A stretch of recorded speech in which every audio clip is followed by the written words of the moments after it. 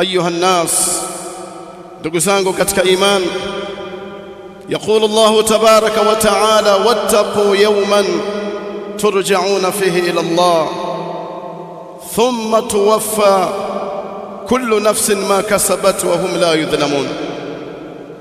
Allah tabaraka wa taala anatukumbusha kwamba naiyogopeni sana siku ambayo mtakayorejeshwa kwake yeye Allah tabaraka wa taala, kisha kila nafsi italipwa kile ilichokichuma na wao hawatadhulumiwa.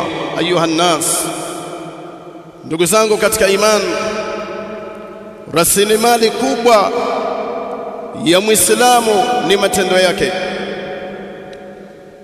Lazima tuishi katika dunia hii kwa kutambua kwamba ili sisi tuondoke katika dunia hii hali ya kuwa Allah tabaraka wa taala anaturidhia, lazima tuyatengeneze matendo yetu, lazima tuharakie mambo ya kheri.